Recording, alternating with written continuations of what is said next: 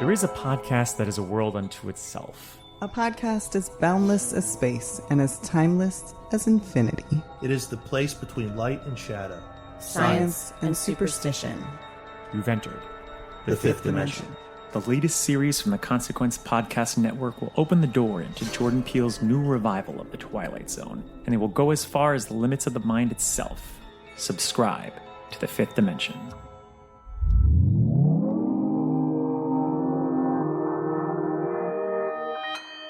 Consequence Podcast Network.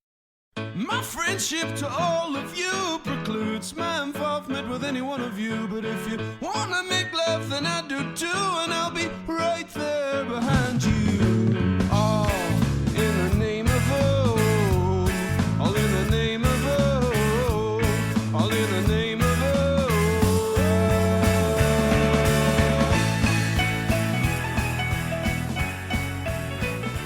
Greetings, constant listeners, and welcome to another episode of The Losers Club, a Stephen King podcast presented by Consequence Podcast Network. I am one of three hosts today.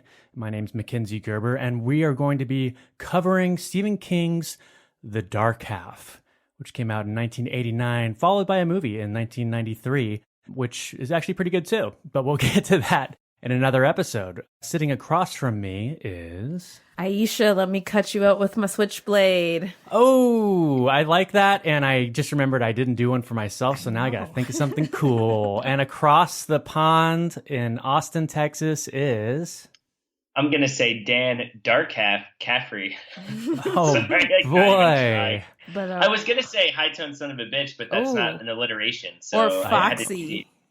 Fox. Oh yeah, yeah. that too. Yeah. Mac, there's a good M one that you can do if you're going for M. But Oh, is there? Then it's lost. Oh, Mackenzie Machine Gerber. Yeah, you got it. How could I forget?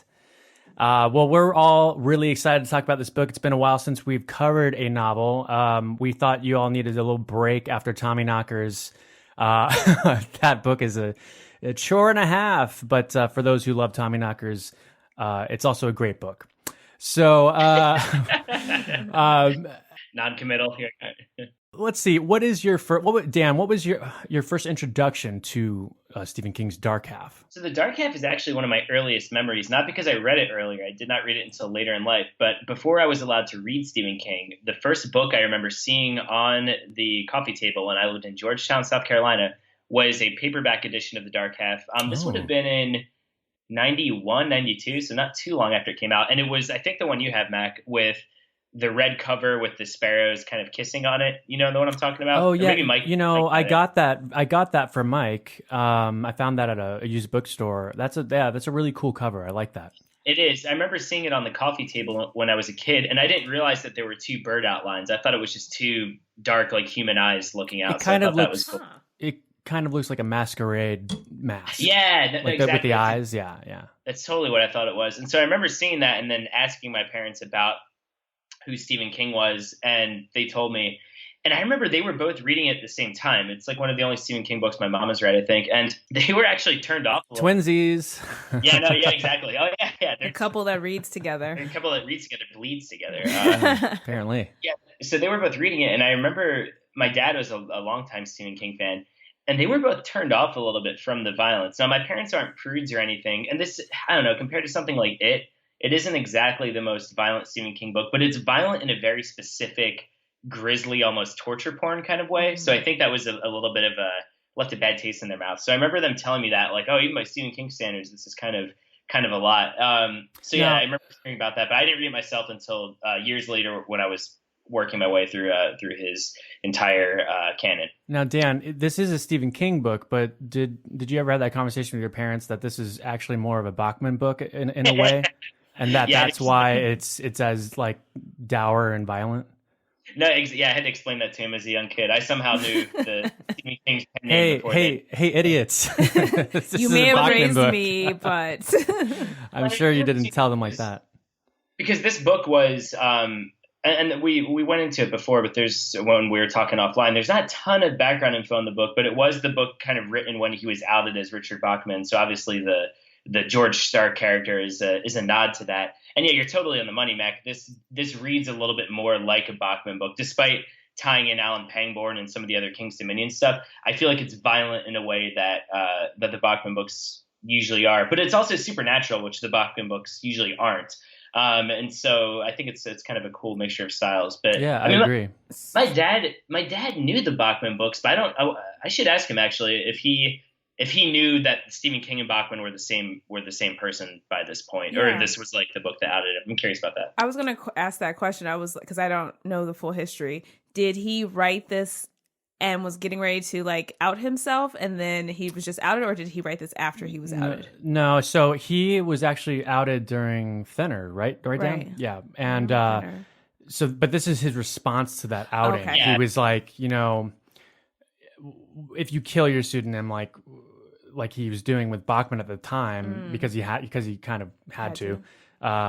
That's how he came up with the idea for this. And, okay, I was curious if it coincided with each other.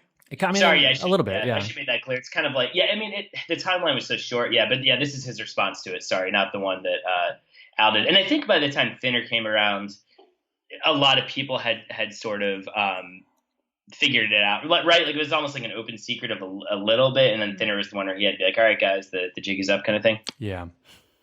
Aisha, what was your first encounter with the Dark Half? Actually, it was when you all asked me if I wanted to read this book, and I think we had a discussion about like, I think I was complaining about how it wasn't really, his books weren't really horror for me, or like grisly, or I was having issues with pets or with the cemetery part of things, and then you guys told me about this book and asked me if I wanted to read on it. And I was surprised when I opened the book. And we were talking about this before we started recording, and I won't go into it until we get to this point. But I was definitely into it as I started reading, and I was nice. As grisly as it was, the murders and everything, I was like, it's so detailed, and I can see it, and it's raw. And I'm like, I need to read these Bachman books, because I remember you all telling me about reading those as well. Well, not all, but like I want to see kind of like, because this seems like a crossover then between what I do know of Bachman books, and then what I've seen so far with his actual, like, under his name. I was supposed to say nomenclature. Ooh. Yeah, it's early for me, guys. I've been up since 4:55. It's about 10 a.m. here and snowing hard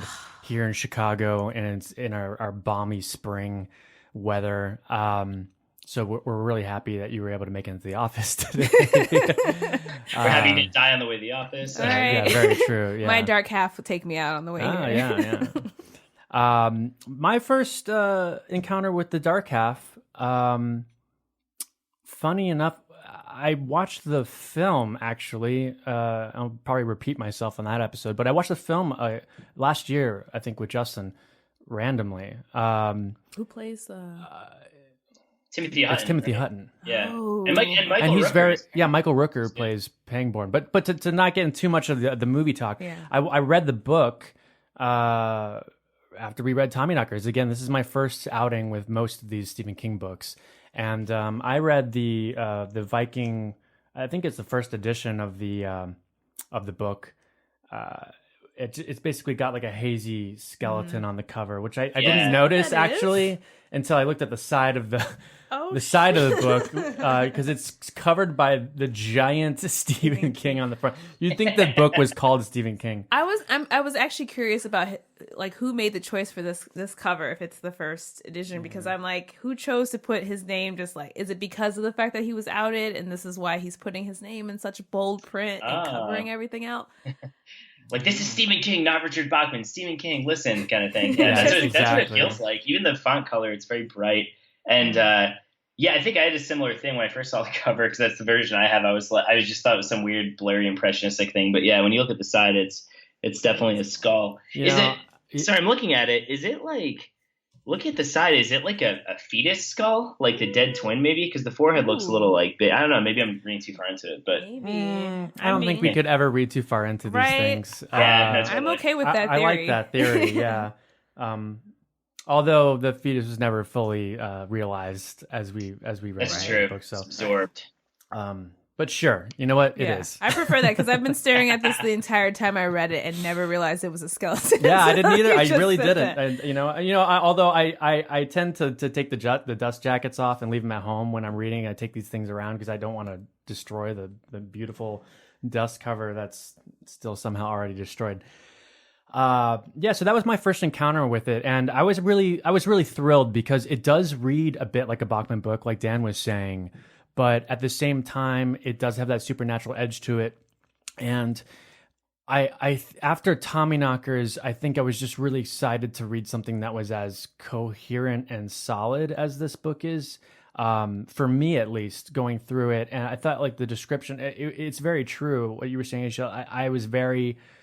I could see all of this. I mean, all of the George Stark murders and how those go down. I see that hotel room, Now, granted, I saw the film before, but it's funny because when I was reading this, and I had seen it recently, I really wasn't picturing those people, except for, Michael Rooker. I could not get out of my head, which is funny because I usually think of, like Scott Glenn or Ed Harris at this point, but I couldn't get Rooker out of my head. But anywho, so that was my first introduction to the Dark Half. I'm really excited to talk about it. We briefly talked about the history. Ultimately, this was his response to the Bachman kind of coming out. And there's a really cool part right after the introduction, which we're going to read here in a second. But it says, Stephen King and his wife, the novelist Tabitha King, live in Bangor, Maine. His pseudonym, Richard Bachman, is still at large. So I kind of like that in theme with the book. Let's see. Since we've already talked about the history, Aisha, do you want to read the long synopsis that probably tells you the entire story? Yeah. But maybe it doesn't. I don't know. On a side note, wouldn't it be crazy if this is all real and this is something that's happened and he just is just telling us a true story, but because it's so unbelievable, it's a work of fiction? I want to believe that right. So bad. I think that would be so cool. I've just been watching and reading a lot of stuff, and I'm just in this mindset of God, the world is so messed up that it could be real. I mean, it'd be cool if it was real, but then I'm freaking out because the sparrow details alone, it makes me feel like it feels like someone actually lived through this, which is really cool. Okay. All right. Yeah. Let's get to that synopsis. The Dark Half. When Thad Beaumont wakes to the nightmare of George Stark, he hears birds, thousands of them, all cheeping and twittering at the same time. And with the sound comes a presentiment full of memory and foreboding. The sparrows are flying again. Thad Beaumont is a writer, and for a dozen years he secretly published novels under the name of George Stark, because he was no longer able to write under his own name. He even invented a slightly sinister author biography to satisfy the many fans of Stark's violent bestsellers. But Thad is a healthier and happier man now, the father of infant twins, and starting to write as himself again. He no longer needs George Stark, and in fact has a good reason to lay Stark to rest. So, with nationwide publicity, a bit of guilt, and a good deal of relief, the pseudonym is retired. Let me just stop you right there, because this literally does read the entire book. I was book. It keeps going so much so it even gives you the details of the fingerprints are the same, et cetera, et cetera. ... Above Castle Lake, outriders of the dead to the land of the living. To whom do they belong? Oh, Jesus. Man, they take you right to the end. They really do. It does. This jacket, yeah. Here is The Dark Half, a tale of terror so real and fascinating that Stephen King's growing legion of fans will find themselves squirming in the master's heart-stopping, blood-curdling grip and loving every minute of it. And that we did. The Dark Half by Stephen King. The end, everyone. The end. Dan, what's the hook of this book? Yes. Don't you see? Don't you see how clear it all is? Not only can you see the future, I can change it. You can change it, exactly. I mean, I think we've gone into it a little bit. I think it's the hook of the book. It's the whole Bachman angle, I think it's, by this point we've seen Stephen King so many times write about writers, get kind of meta with his work. But I think this is the first one where he's writing specifically about the pseudonym and how you present yourself to the public. Misery, which wasn't too long before then, I think we delve into the writer's relationship with their fans. Something like Salem's Lot, we get the writer's relationship with their past. Something like The Shining, we get the writer's relationship with their family. But I think this is the first one too, where it's sort of like how you present yourself to the world and what the pseudonym is. I think that's the hook, right? When you guys say, I mean, I guess if we're going into supernatural elements, I don't know, you have a little bit of crime, some not supernatural, but genre elements. You have some crime, some serial killer type stuff, and then you get a little bit of ghostly things with the sparrows. I don't know. Are twins? Would twins be a hook? Is that a thing you think? Yeah, I mean, twins is definitely a prevalent like theme in the book. I feel like it's like a more of a cover for the actual hook for it. Like the twins are just like what's the word? The car used to drive this yeah, forward. like a conduit. Yeah, thank you. I am a twin, so I'm glad I'm on this episode. I'm a fraternal twin. But it'd be more interesting if I had eaten my twin or if I was an identical twin. But have you guys had like matching bruises or phantom feelings? No. Phantom feelings, maybe. There are days where I will just, moods will come across, will just kind of move over me for no apparent reason. And sometimes I don't really think about that at all. But like, I really should check in with my twin and see like what's going on because maybe he's not having a good day. That might be fun. It's interesting to read about all that stuff and definitely interesting when reading this book. My twin and I, we get along really well, but we are very much polar opposites of each other, which is kind of funny. So he is my George Stark in a sense, except he's not a killer. But he is rotting away. No, I'm just kidding. But you guys do have a very like, I mean, I've only met your twin once, but there is sort of a bizarre version thing going on with both of you. Even in the way you look, I know you're not identical, but you kind of do look like these flipped mirror images of each other a little bit, at least I think. Yeah, no, I think we definitely look a lot more alike now that we've grown up. I think when we were kids, we definitely looked a lot different. Our body shapes, our faces, you grow into all these things and then you're kind of, mirror images of your father or your mother or whoever. But yeah, we are very different in many ways, but in many ways the same, like George and Thad. However, when he gets into trouble, he also does write things about sparrows, and then I only know that he's doing that. So that's the only weird thing that connects us to this book. You ever find that there are sparrows following you guys around? Yeah, all the time, ready to take them away. Actually, hey Mac, when Mac was in Austin not too long ago, and we went and got tacos. Right. And in Austin, they don't have sparrows, but they do have grackles, which are a lot bigger and scarier than sparrows. They're like very aggressive crows. And we were at Tyson's Tacos eating on the outdoor patio. And no joke, a grackle came and just like snatched a tortilla chip out of Mac's hand. It was really creepy. I was going to eat it, and it came and snatched it right out of my hand. And I had been to Austin the year before and never had an encounter with a grackle. I saw them. It's impossible not to see them. They're all over the place. But it was pretty crazy. Yeah. And I had just finished reading the book on the plane. I read the last 100 pages or something on the plane just because I don't like flying and I like to concentrate on something else. And we were set to do the episode, I think, the next week, but then Pet Sematary ended up becoming a month-long event. We got all these great interviews and all this great stuff we wanted to share with you.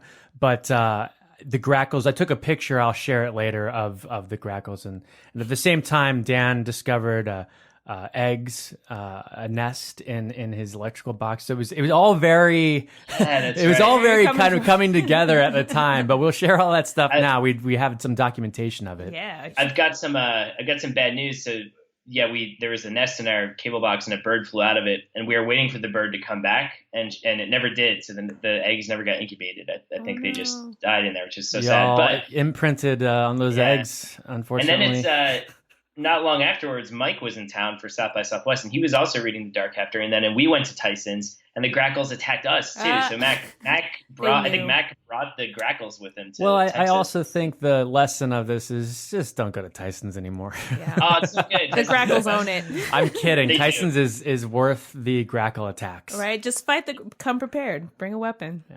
How do you the fight book they use the grackles? sparrows. I don't know. Maybe just like sprinkle cinnamon on your shoulders or something. Doesn't cinnamon kill birds or something? Or is that like a I don't urban know. legend in I Chicago? know there was like rice was an urban legend of like, or is that Oh exploding? yeah. Yeah. Well, I know like pigeons don't like cinnamon. I think you put it on your porch and stuff. It'll Okay. keep them away. I don't like pigeons, so that might be This it. might just be, again, a total myth, but we're dealing in myths and scary things. Fake news. This is a Stephen King podcast, so if you have any bird events, bird attacks, strange bird encounters, we'd love to hear it.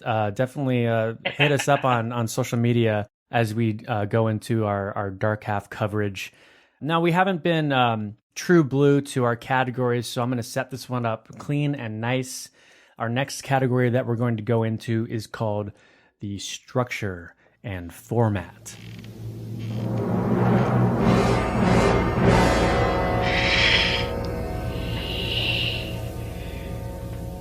Look at me. Look at me, teacher.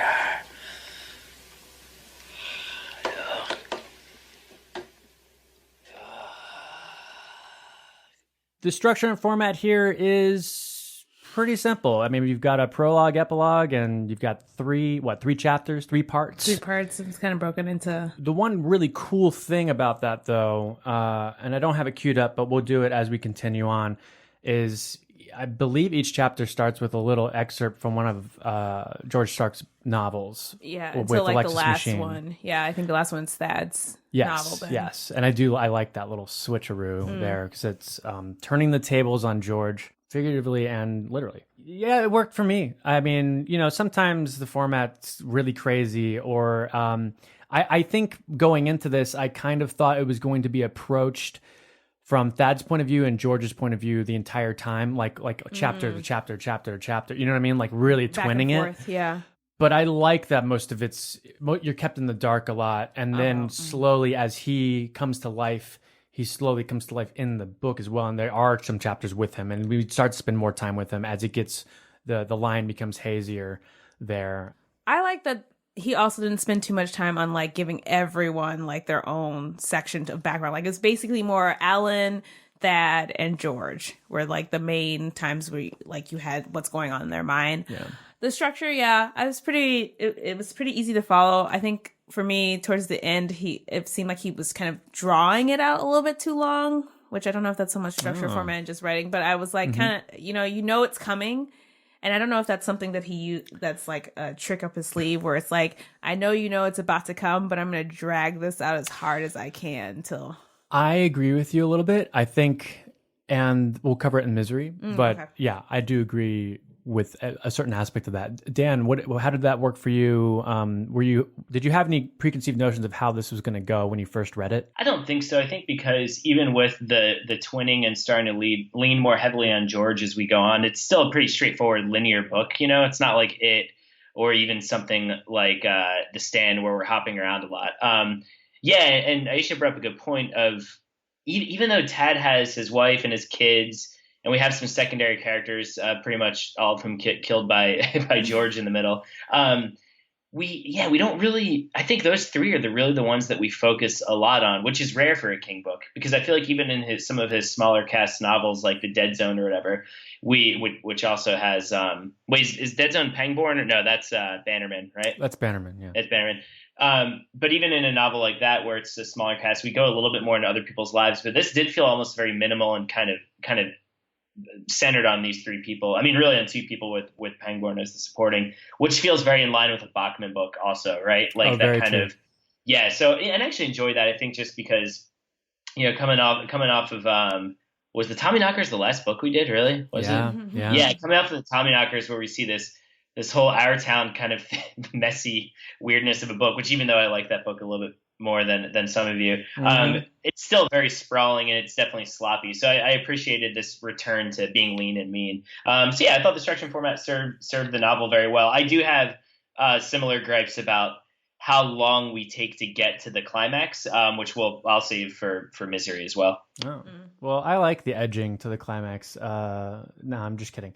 Nothing is out of order in this book, I think it was very rare that he actually went back ever. And even then it was more of like thinking about things in the past while talking to someone in like the current moment with like Dr. Pritchard and everything like that. Other than that, I didn't feel like I was ever, I forgot which book I read. Was it was the last time I was on something? And it felt kind of as much as I liked it, there were times I felt it was kind of disjointed. And so I felt like this was more like continuous flow through time. I didn't have to keep figuring out, am I in the past or the future or the past? Well, the future? weren't you on Drawing of the Three? Oh, that's true. That's right. I think that was post it. But yes. Drawing of the Three was good. So, you know. yeah. No complaints there. The other one. Okay. Well, I think we're going to move on to our next category we like to call heroes and villains. Or in this case, villain. I'm going to have to kill this fucking clown. Welcome to the Losers Club, asshole!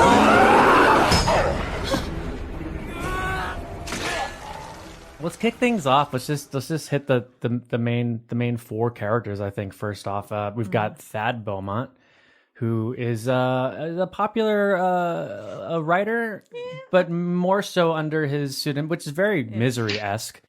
Something's off about Thad, though. When he was a child, there was a strange occurrence where he was hearing birds, having crazy headaches, and some doctors went into his head and cleared out some abscondence that was there, which happened to be a twin that he had kind of consumed in the womb, which happens a lot actually, which is kind of crazy when you think about it. However, they find some very strange things there, which we'll save for the cemetery. Thad is our protagonist of the story, he is battling a demon named George Stark. What do we think about that? Do we like Thad as a protagonist? Is he a likable guy? Is he more of a Paul Sheldon, or is he more of a Jack Torrance? I think he's kind of a middle ground, if I'm being honest, because he doesn't have as many demons as Torrance does, and isn't fighting so much against the darkness in himself. But he's not as I don't know, because I like Paul Sheldon a lot. I wasn't on the Misery episode, but I know when we've talked about writers like Ben Mears or whoever, we're like, oh, sometimes his characters are kind of boring.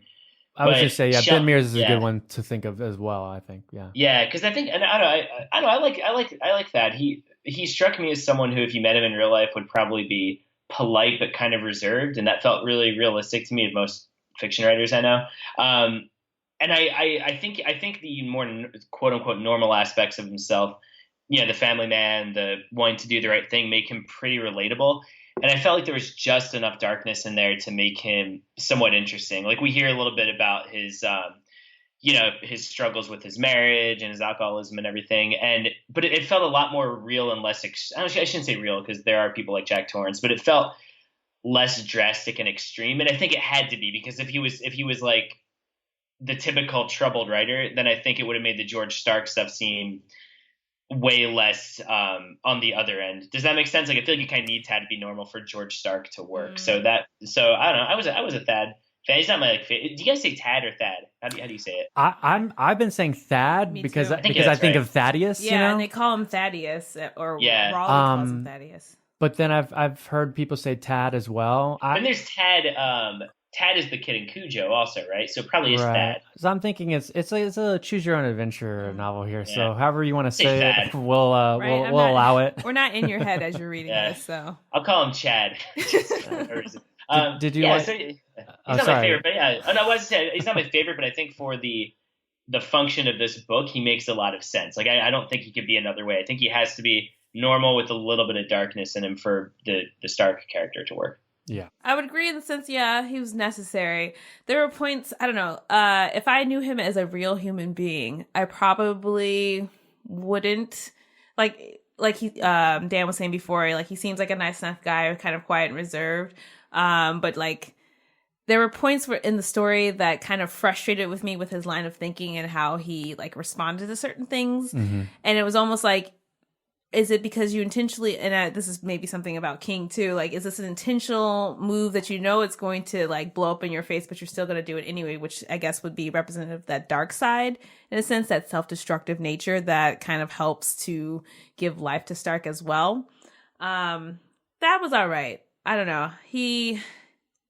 I could tolerate him. Oh. A little above toleration, but like there's just certain points where but I liked him as a character in juxtaposition to Stark, and that there's something I'll talk about later when we get into when he first kind of makes contact and takes over Stark later. Yes. That I liked in the writing style, and that kind of made me like that a little bit more. Right, when he starts taking a little bit more control of the situation. I think that is a perfectly fun character in this book. I think he's a good. He's a good guy. You know, it does. Honestly, it's funny because all this talk about Stephen King and Bachman, like I didn't picture Stephen King in this book, but I kind of pictured him as Stephen King's personality, and like the way, you know, it really is very close to him as a writer. I think that in terms of writing, like drawing out who that is. Who's this perfectly normal guy, really, but he does have this dark side, and people are always curious about that. I love watching talk shows where they have Stephen King on, and you have these people that probably never read a Stephen King book in their life, and they're like, you know, why do you write such scary stuff? And he's just like, you know, Jesus, like I gotta answer the same question every single time I do these things.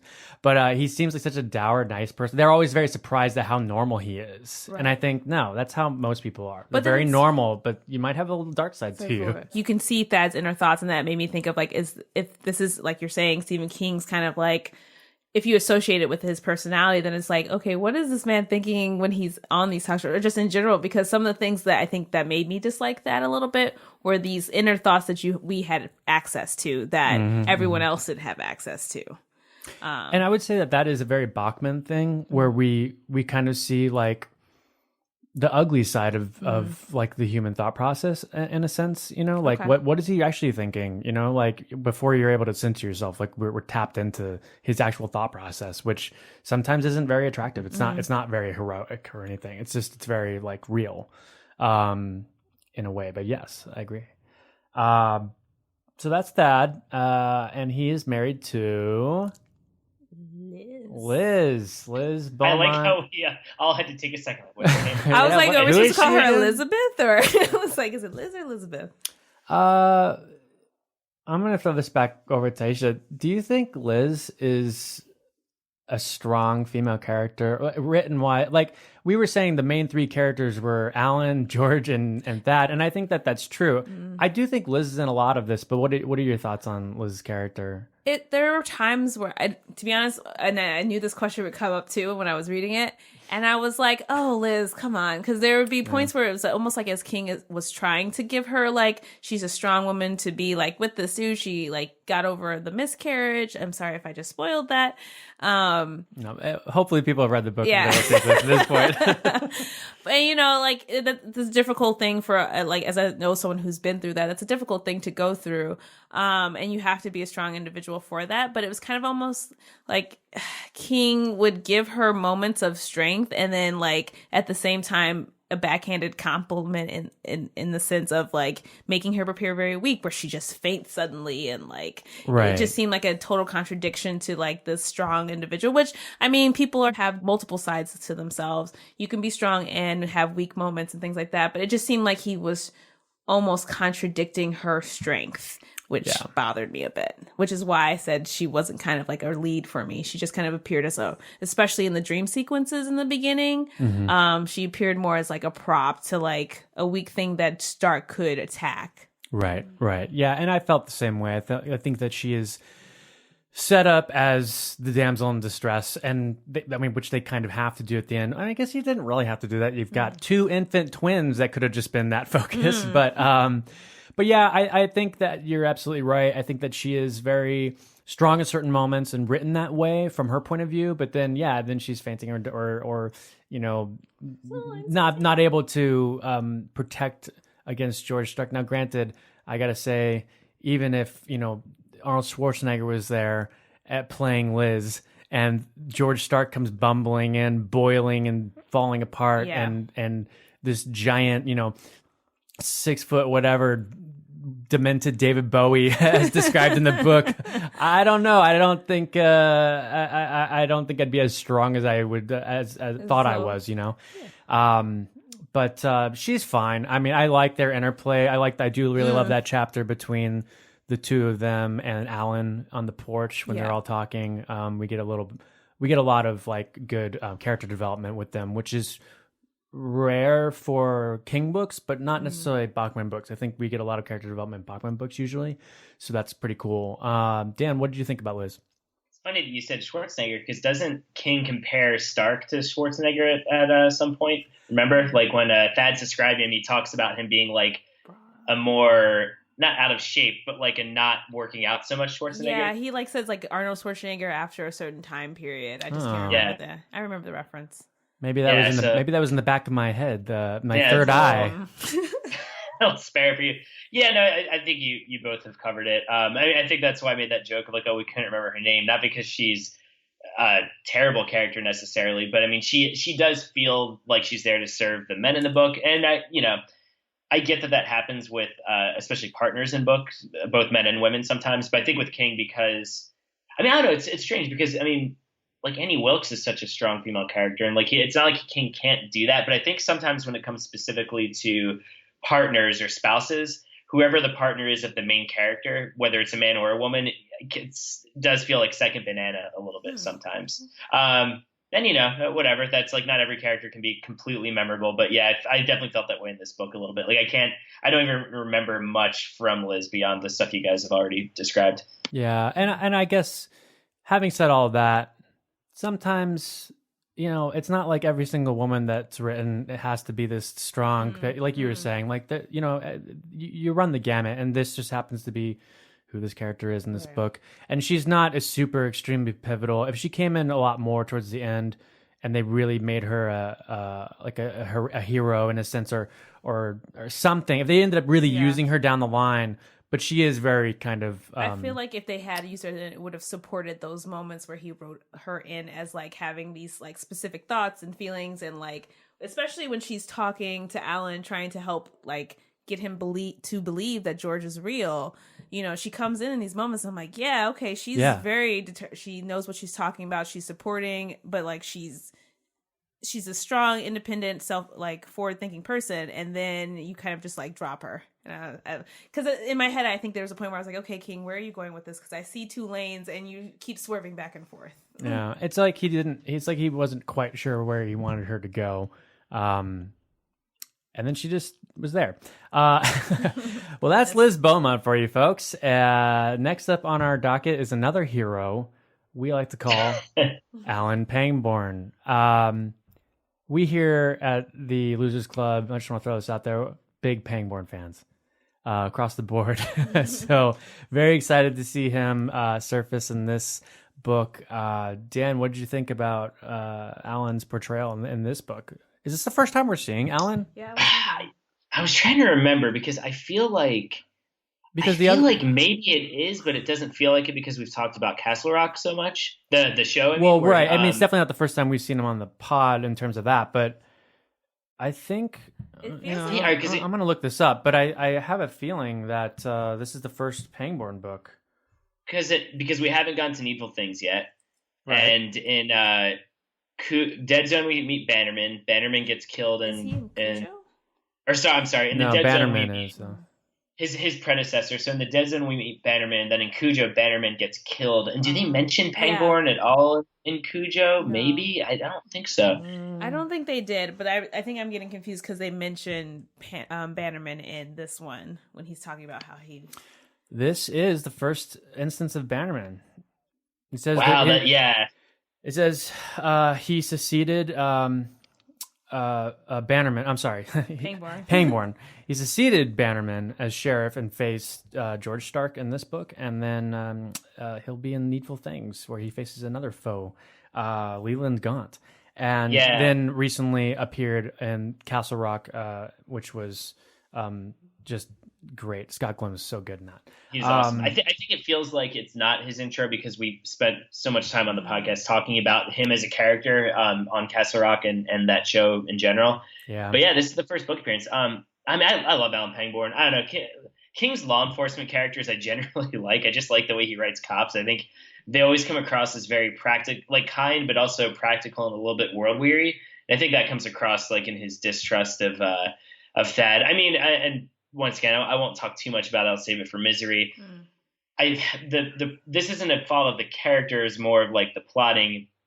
It gets tough for me at a certain point because as an audience member, as a reader, I already know the truth. I know that Stark is actually here and that Thad isn't lying about that. And I do feel like there are a lot of pages dedicated in the beginning of the novel and somewhat in the middle toward Pangborn, like sorting through the mystery of it all. You know what I mean? And that gets a little tiring because you already know what the mystery is. But as a character, I like him quite a bit. And it's weird because in many ways he feels similar to Bannerman, but also different. He almost feels like the rookie version of Bannerman, which I suppose makes sense given his age and everything like that. So I'm a big Pangborn fan, and I like all the actors who've played him also in the various incarnations. Yeah, I think it's really cool to see him surface here. And again, my only encounter with him so far has been in the film versions and television version.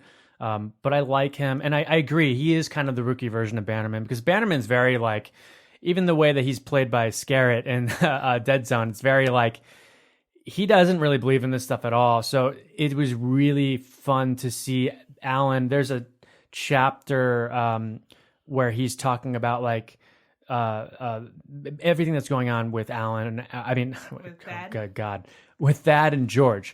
And then he starts to talk about like, I like he's convincing himself that he doesn't believe.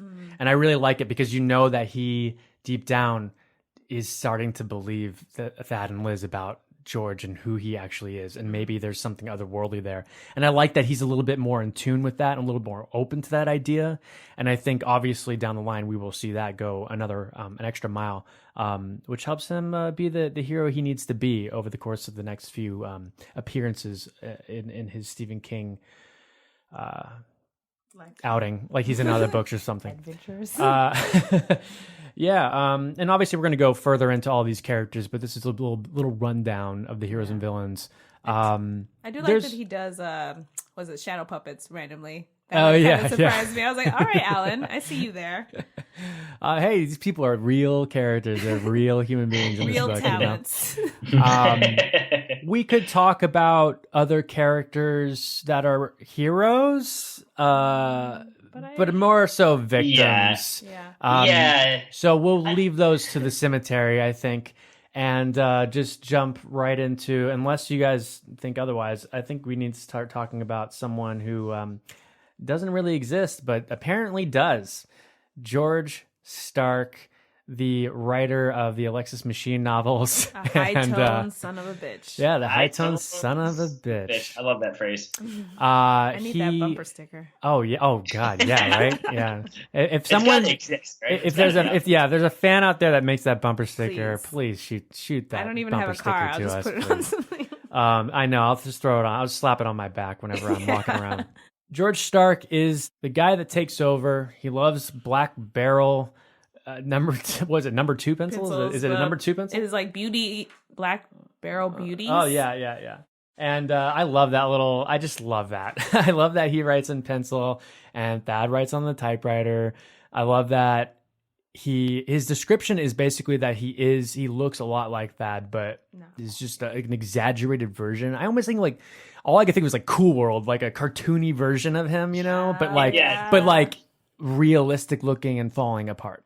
And I do like that they mentioned the David Bowie thing in the description of when Liz is like, oh, I can just picture him being like this exaggerated, like kind of scary David Bowie looking blonde hair character. And then it gave me a whole nother vision of what Thad, I guess, looked like, because I was not picturing David Bowie at all when I pictured Thad in this. But George Stark, I think he's a great villain. He's scary as hell. His use of just like also his phraseology, I think, too, was very, for me, entertaining, because there were so many phrases and I was like, what are we talking about? Like full stuffing. I wanted to look it up and see if it actually had like some sort of historical reference to it, and I just totally forgot. But the train station, like his use of metaphors and just the way he kind of like talked about how he would torture people, or like when he was actually torturing people, the way he would discuss, like Miriam, when he said like happy thoughts, and he's like, if you lose those happy thoughts, I was like, wow, I would be terrified, and B, at the same time thinking that is a very clever way. Like that's a weird kind of space to be in, where you're like both very in tune and very like in awe of someone who would potentially murder you, but also very terrified of them. I think, and Mike mentioned this on our Halloweenies podcast. I think we were covering the Rob Zombie. When you just have this hulking figure of a man come into a house, I think when he attacks I want to say Rhodes, Dan. Yeah, he just when he just comes in and then he just bursts into their house and just like, yeah, I mean, it's like, what do you do? Them, yeah. Exactly. And so that's why I think that Liz and the twins are in some real danger. And even as badass as we want her to be, I think that if someone came in like that, I think I would you just submit. You're just like, it's just daunting. You know, you just like, you can't wrap your head around it. And I think that he's that kind of character. And I like that you said like the way that he talks and the things that he has to say. I've got a few quotes here that I wanted to read real quick. I love it when he says, when you fuck with this high-toned son of a bitch, you're fucking with the best. Or when he says, when you started cutting, you finished cutting. Yes. I love that line. But he's creepy. Or like when he shows up at the door, at Liz's door towards the end of the book, when he says, "Hey, lady, you want to buy a duck?" It's just like bizarre shit. I think that he's a terrifying villain, and I think that I think he gets super lost in Stephen King's myriad of villains. But I think it was always like a pleasant surprise when you come across him, like this weird invisible man kind of like that description too is really cool, with all the bandages around his face and he's kind of falling apart, but he's like ethereal. He's like not there, but he is there, and the cops can't wrap their heads around it, so much so that like they're just getting got. I think he's very fleshed out for being this non-entity thing that just like comes alive in this book. But yeah, I'm a big Stark fan, big Stark head. That's for Mel. And Dan, what you like George? Oh yeah, I love George Stark. Yeah. I mean, I think and once again, I think our misgivings. I love George Stark. I love George Stark. He's like, great. I want to be friends. I love the way he wants to rape and murder people. He's a great guy. No, do you think he has friends? If he was like living in the real world, do you think he'd be the kind of guy who would like actually try to make friends? I think that he'd hang out with people like Jack Nicholson now. I think he'd go to like Laker games with Jack. Okay. It's interesting because this is more Alexis Machine, who is essentially supposed to be George Stark. Right. Alexis Machine has was it Jack Halstead, who's like his lackey in the book, in the Machine's Way books. And I almost feel like he would have someone like that. You know, like his charisma would be able to get him. I want to clarify real quick. I didn't mean. I'm just saying it's funny because we always talk about these people with charisma and like how they're likable, but then you stop to think like, oh, these are people who are like rapists and murderers. Like we talk about how charismatic Freddy is, and we're like, oh wait, that's a fucking child killer. Well, they say that's when you listen to those criminal profiler things, that's what they say. They're charismatic to a point where it's like suspicious, but you just kind of get caught up in it, and those are the first ones. So. Well, it's the Ted Bundy thing, you know, like people are.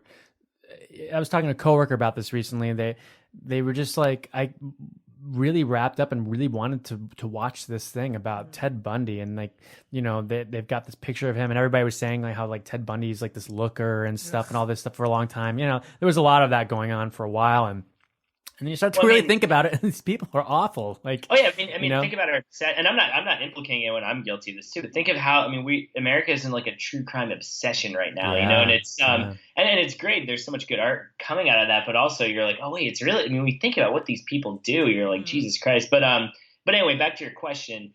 I think our misgivings about the other characters being almost a little bit too normal. I think that all goes to serve George Stark because, like you guys were saying. When he bursts, I mean, he's such an over-the-top character, and if everyone was operating at that level of like colorfulness, I think it would be you wouldn't be able to get through the book. I think he stands out so much in a really good way because of it, and he's kind of.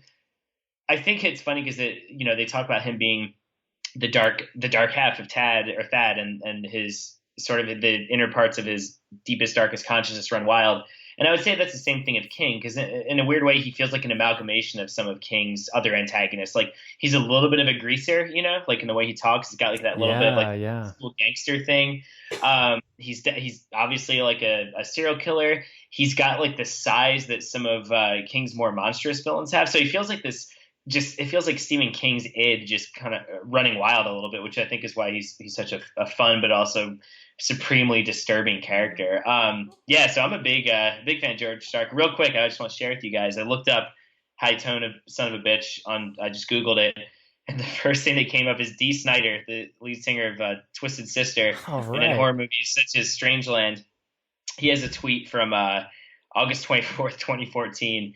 It's a photo of a purple car with a bumper sticker that says "High Tone Son of a Bitch," and he says, "Who knows where the phrase on the bumper sticker on the back of my car comes from?" And everyone replying is like, "High Tone SOB from Stephen King, The Dark Hat." Like everyone's getting really excited about it. So we know that sticker does exist. Dee Snider has one, and I'm sure we could get some too. There's also an Auto Culture magazine. There's a little bit of a blurb about High Tone Son of a Bitch. So it seems like it's really seeped its way into car culture. So there you go. Wow. Okay. And also, I can totally picture Dee Snider as his character, which is pretty great. Yeah. Hey man, Strangeland. Isn't that a horror movie that Dee Snider plays a serial killer in or something? It is. Yeah. I don't know if it's very good, but probably. I never saw it. Interested in seeing it now, though. Thinking of that along those lines, but I hear not good things. I don't have a lot to talk about in this next section, but I think we're going to go there and spend a little time. It's snowing out, so we might as well go to Misery. She died. She just slipped away. Slipped away! Slipped away! She didn't just slip away! You did it! You did it! You did it! You did it! You did it! You murdered my Misery! Annie! Having just talked about our intense love for the serial killer George Stark, there are some things that are not so great in this book, as well as a lot of Stephen King's books, and we like to talk about those first before we get into the nitty and gritty of what we do love. Anybody want to start this off with something they didn't quite like about this book? I want to be clear. I actually think as far as the prose goes, I mean, I have a few pound cake things that are kind of embarrassing, but I don't have a ton of actual passages or dialogue that I don't like. It's really just more of the structural thing I got at before. Just this idea of the first half of the book, we're seeing George go around killing all these people. We're sort of figuring out how he operates as a villain and what the logistics of that are. That's all great. There comes a certain point. It's right before he like blows up the I can't remember. Is it the cops or remember the one guy's house? He like blows up those people. Yeah. I think by the time we get to that, it's sort of that run of people he's killing.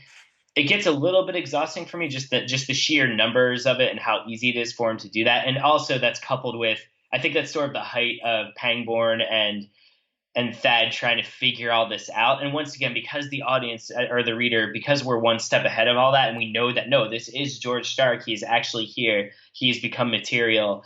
It just drags a bit for me, because I'm like, let's just get to this confrontation. I want to see him get to Castle Rock and I want to see him and Thad have their showdown. You know what I mean? Yeah. And like I said, it's not like the individual writing is bad. It's just like I start to get a little bit fatigued after a while. It didn't ruin the book for me, but there just feels like a middle stretch where I'm kind of like, all right, let's get to it already. I don't know if y'all felt the same way.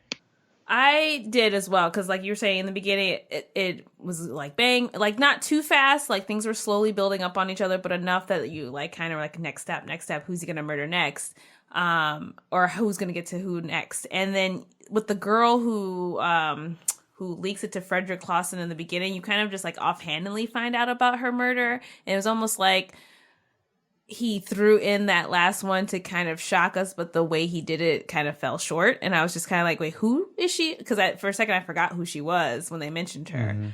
And in regards to I lost track of people. Yeah. For sure. Yeah. I was just like, who? Ultimately, the murders that happen are with, as grisly as they are, they're with a lot of people that we never meet or spend any time with. So it's hard to keep in place and keep in track of in your own head who these people are, why he's going after them. Even though they do explain it. I mean, it's all the people that had something to do with his death or his murder, technically. But yeah, I guess that was also a little bit of my issue was we already knew. I think that part of me was like, I wish that we never got any of the brain surgery stuff until halfway through the book. That if we just started with the first murder and Alan was the lead of the book, and in the investigation we slowly find out all these things, like that it's connected to Thad, and then we think that, and then we really do think Thad's probably the killer. Then we find out he's not, and then we slowly realize there's a supernatural edge to it, like halfway through, that something else is happening. These are why these people are being targeted. I think that would have been cool too. I'm not a writer. I'm not Stephen King, but of course, this is many years later after the fact that we can say these things. But yeah, you're right. I think for me that wasn't as much the problem as was that towards the end, the dragging out of the final confrontation. I remember there was a whole section where, like, I think we get the phone call that he's there with the kids and Liz. And then I believe then we get like a long chapter leading up to that. And I don't like when Stephen King does that. And there's a lot of that kind of stuff in Tommyknockers where it's like, okay, we know this character dies. We don't need to go for 50 pages about that character's backstory up until the point where they die, which you just told us happens.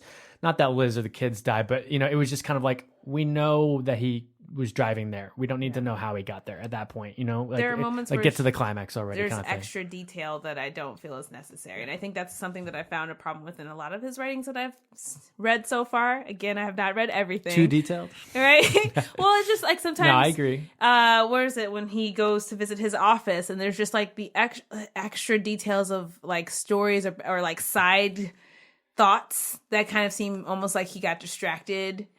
And then I forgot at one point he's trying to describe a scene to a movie, but then he's like, oh, I don't really remember that movie. And I get that's what kind of like, that's how our thought process goes, but it's just kind of like, I didn't need to read this. It seemed like a waste.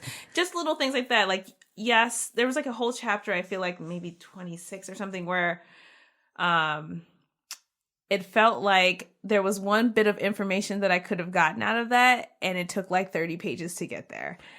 Yeah, I think sometimes King will go on a tangent like we do on this pod and then eventually get to the point. How dare you? No, but I do agree. I think that sometimes it'll become very stream of consciousness, and it'll be good writing, and it'll be kept in there because of that and that alone. But I do think that this could have been a little tighter. However, I still really enjoyed the book. Yeah. There was a couple of lines that stood out to me that I really didn't like. I think Miriam Cowley says on page 135, when she's calling Thad, I believe, at George's demand, she says, "There's a bad man here." And I just hear these things out loud, and I'm like, I just don't think anyone would say that. And then also, Liz says on page 297, which I had to laugh. She's like, again, on the phone with Dad. She says, he's got guns and he's got a blowtorch, a little blowtorch. And I just can't picture anyone saying that out loud, like yelling that. And I mean, again, though, when you're under that kind of duress, who the hell knows? Right? Maybe you do start talking about the details of how the gun looks. You know what I mean? Or the little blowtorch. It's a little blowtorch. Little, yeah. That's just the little exactly. Thing is funny. Like the blowtorch, I get, but you're like a blowtorch, a little blowtorch. I like to think at the time people didn't know that little blowtorches existed and that they needed to specify that so that people would be like, "Well, how do you get a blowtorch in there?" That's it for me, misery-wise. I mean, a lot of these books I think could be a little tighter, but again, I'm not writing these things. Maybe I don't know what I'm talking about. You like the sentences, go with it. Yeah. The first time I read it, I kind of skimmed through once I got to this part, and then I came back and like read it again, so I knew it was actually like what I missed. But yeah, it's still good writing. Yeah, it's still. Dan, I think y'all covered it. Cool. Yeah, and like I said, I actually think. I mean, it's funny because I know I keep going back to it. It is one of my favorite Stephen King books, and I like that better as a novel than I do this. At the same time, maybe it's just because of how big that book is, there are way more embarrassing lines and sections in it for me than there is for this. Like actually, this is like just in terms of the prose, I think this is actually one of his stronger books and is really streamlined in a way that appeals to me a lot. Cool. Well, that's what we didn't like. And it's very cold out here in Chicago, and it's getting creepy. It's getting a little foggy in here. I think we've stumbled into the moors, and I think that we have also stumbled into the cemetery. What's the bottom of the truth? Well, sometimes That is better. The person you put up there ain't the person that comes back. It may look like that person, but it ain't that person. Because whatever lives in the ground beyond that cemetery ain't human at all. I've got a lot of cemetery, which is refreshing because I feel like for a little while there hasn't been too much of the scary, of the gruesome.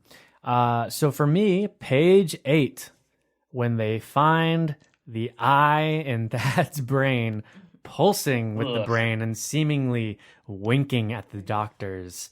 And I'll just wrap that up too with page 9, where we find not only the eye, but some teeth and fingernails that apparently Thad absorbed a twin, which was apparently George Stark, this evil presence. Now, that is just disturbing to me. I think anything medically like that, these medical oddities, that is something that really doesn't sit well with me. So reading that and opening with that was really unsettling for me. The teeth, and I have a story about teeth in my twin, actually. Let me go into that real quick. My twin, we had our wisdom teeth pulled out when I was in high school. We did it at the same time because we were on Christmas break, and 4 of my teeth were fully formed and just like, slightly, not in line. So they took them out. It was a nightmare back then. Now it's a real easy peasy. I wish we had that process now, but back then it was really tough, and I was eating, pudding for a week. However, my twin, they went in to take out one of his teeth, one of his back wisdom teeth, and they couldn't make sense of the x-ray. But when they went in, they realized it's because he didn't have one tooth. He had like 50 little teeth that had never really formed into one tooth. And that made me think, and they had to use like a little thing to suck all of them out, like they bored into his gum and just kind of, like all these little tiny teeth. And that creeped me out because that definitely made me think like maybe he had an identical twin. Maybe we were triplets and he like assumed that, but that's not what happened. It was just the tooth never fully formed in his mouth. However, I like to imagine. I like to think these things. But yeah, so that's where I start off with cemetery. Anybody else? A good one for me is like the first dream sequence he has at the house. Oh, yeah, I had that too, yeah. So when he goes through, I'm not going to read because it's a few pages, but for me and mine, it was like page 31 to probably 36, or 33 to 36. Yeah. So the house is disintegrating, everything he's touching is turning, like falling apart or cracking, and I kind of like that imagery. I almost read through it twice to kind of give myself, let it soak through what he was actually saying, like as they're walking through the home. Yeah. And it was kind of creepy, the fact that like no matter what he did, Stark was always behind him and right there, but like never within eye shot. And that's something for me. I'm very paranoid from like living in different places, especially on my own as a woman walking around. Like I'm always checking behind my back. And the thought of like having someone who's right there, but you can't see and is a danger to you, terrifying. And then he gets to the point where he sees Liz's body in the mud room or something like that. As he slid his arms under hers and locked his hands between her shoulder blades, her body shifted forward and her head lolled back. The skin on her face was cracking like the surface of a Ming vase. Her glazed eyes suddenly exploded. And for me, anything with eyes, yeah. I have a friend, and I won't mention him, but he told me once that he thought like licking someone's eye was like the sexiest thing. Me putting in yeah. Hey, Dan, we don't judge here, okay? Judge, but I was like, but that's pretty disgusting. Anything with touching my eye, I have contacts, and I'm like, even then, I'm kind of disgusted touching my own eye. But let me continue. Sorry, guys. Yeah. Noxious green jelly, sickening, warm, spurted up into his face. No, I'm sorry, guys. Just no. Gross. Her mouth gaped ajar, and her teeth flew out in a white storm. He could feel their small, smooth hardnesses peppering his cheeks and brow. Half-clotted blood jetted from between her pitted gums. Her tongue rolled out of her mouth and fell off, plummeting into the lap of her skirt like a bloody chunk of snake. I had the same thing written down. It's disgusting. All of my bodily fears of like eyes and teeth and right out the gate, right? Page 36. Damn. Yeah. I think that's what my parents are getting at, where it's like violent in like a different kind of way than other King books. Like there's gross stuff in the past, but that's just so. And like it's visceral. The thing with like the guy's penis being shoved in his mouth. Yeah. The rest of it's just like, I've got that too. I want to make clear. I'm thinking about this eyeball thing real quick. And like, all right, so I get really bad allergies. Maybe this is TMI, and my eyes it's really bad sometimes. And if that happens, you have Hank lick your eye. That's how you clean it out. But Susan, my wife, I'm proud. This is definitely TMI, but I'll just be, God, can you just like kiss my eye? Not the eyeball, just like I'll close my eyes, just like kiss me on the eyes. Like, all right, so maybe that's a little gross, but I guess when you're Aisha, your friend, saying like there's nothing sexier than licking someone's eye, I'm picturing like an eyeball getting licked, and that's really gross to me. Yeah. No offense. I mean, more power to them. No, Nothing he's wrong actually with licking the eyeball. No, So. licking. That licking's a bit much. Like I think it can be like very sweet, or even sexy if you're like kissing someone's eyelid, because that's a very, very sensitive spot that no one touches. You know what I mean? But you. So I'm glad we covered that. Yeah. Dan, do you have another scary moment, Dan? I did, yeah. So mine. Sorry, I'm pulling up marked here. Flipping through my book. Okay. So this is after Homer gets killed, and I think King does a really good job of like setting up. They keep hinting that he's been killed in some gruesome way, but don't really give you quite the details yet until this final paragraph in this chapter, which I love. But did the reason matter? It sure didn't to Homer Gamache. I'm not sure I'm gonna say Gamache. Not anymore. Nothing was ever going to matter to Homer again, because after clipping that first one, the hitchhiker had pulled him out of the cab and dragged him into the ditch, probably hauling him by the armpits. Alan didn't need the boys from Capital Crimes to read the marks left by the heels of Gamache's shoes. Along the way, the hitcher had discovered Homer's disability, and at the bottom of the trench, he had wrenched the old man's prosthetic arm from his body and bludgeoned him to death with it. Now, that's one of the less, like, violent descriptions, but it's so sad. It's like it's so sad. It's like a horrible thing to do to a person. And But also, I like how King kind of stalls on letting you know what happens, and then when he does, it's just with like one sentence, and you're like, "Oof, that is brutal." So that to me really chilled my bones quite a bit. Using part of your own body against you, that's really scary. Like that thought. It's a less gruesome tale there, but well, not the bludgeoning to death, but in terms of the description. But yes, Dan, I agree with you. Yeah, so that's a big one. But there's a lot in this book. Yeah, I know. It's like, for instance, page 34, the description from the Machine book where he uses the straight razor, and it says leaving his cheeks hanging in red and white flaps with one eye dangling from its socket. Yeah. I thought it was a really good description. I think what is it? Not when Clausen's was also equally gruesome, but was it Donaldson or Michael, the reporter who actually did the story? His scene too, because I was like cheering for him, and like there were moments where I thought he might get away, and I don't remember what page that was. That was one of the ones that I didn't write down. But just that whole scene down the hallway from beginning to end. So as soon as he goes to open his door to where Stark first attacks him, and like Stark is like very confident that this is going to go quick and easy, and it turns into this just like, instead of a quick, clean, efficient, I guess in Stark's sense of the word, it turns into this just bloody trail of tears, in my opinion. Of piggybacking off of that, I think it's Donaldson, where he tries to cut his face, he tries to slit his throat, and he puts his hand up. And he cuts his fingers. It says tendons cut the fingers slumped forward like sleepy puppies. It says, and that's when he also he misses the one finger because he's wearing that ring. Yeah. But you hear like the brink, of the ring because he's hitting it so hard. Yeah, that's any hand stuff too. King really knows where to hit the mark with this book. All the bodily descriptions are really, really disturbing in Miriam's face being cut into like a smile. Like so deep. Page 130. I had Miriam Colley's door to the face, where two of her teeth had broke off at the gum line and cut her mouth. Her cheekbones snapped like a twig. I mean, bone stuff really bothers me. So this was just like I was in heaven in this book. Because it was just like everything. But in terms of like cemetery, I was just having a great time because I was like, oh man, this is really creeping me out. This is really gross. This is really scary. So it was really hitting the mark for me. Dan, do you have another one? Oh man, oh gosh. I mean, pretty much every death. The one I remember is I think it's Donaldson. Sorry, we mentioned this before. The victims do get a little lost for me after after the first three. Yeah, probably, yeah. I'm like, wait, who are these people? Was their involvement? But he talks a lot about it's like the final guy before the explosion.